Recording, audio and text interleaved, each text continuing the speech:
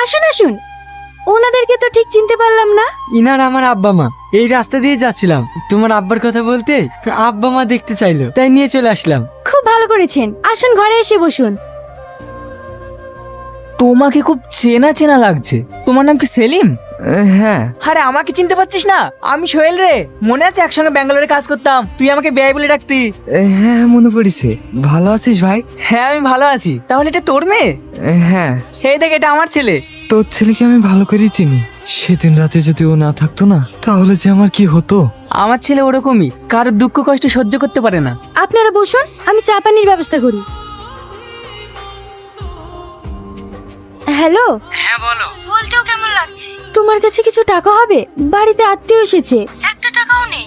হ্যাঁ আমি এক্ষুনি টাকা পাঠাচ্ছি।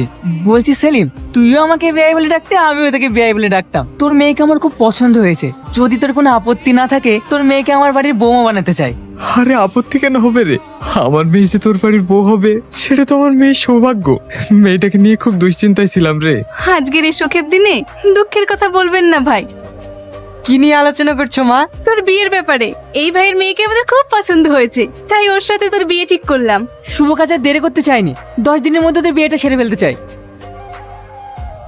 আব্বা, তুমি হুট করে আমাকে না জানিয়ে বিয়ে ঠিক করলে কেন? আমি এই বিয়ে করতে পারবো না।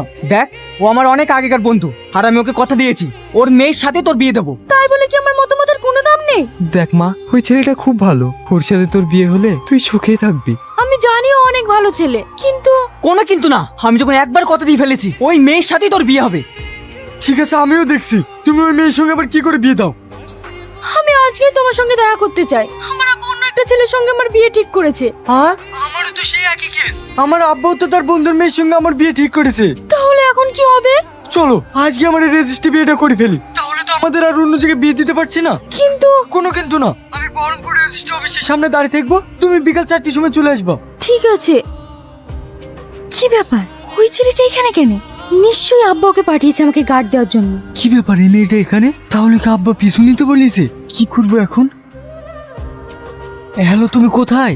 আমি তো রেজিস্ট্রি অফিসের একটু সাইডে আছি। খবরতে তুমি রেজিস্ট্রি অফিসের সামনে আসবে না। একজন আমার পিছু নিছে, মনে হয় আব্বাই পাঠিয়েছে। আমার আব্বা একজনকে পাঠিয়েছে, তাহলে কোনো উপায়? তুমি বাড়ি চলে যাও, আমি তোমাদের বাড়ি আসছি।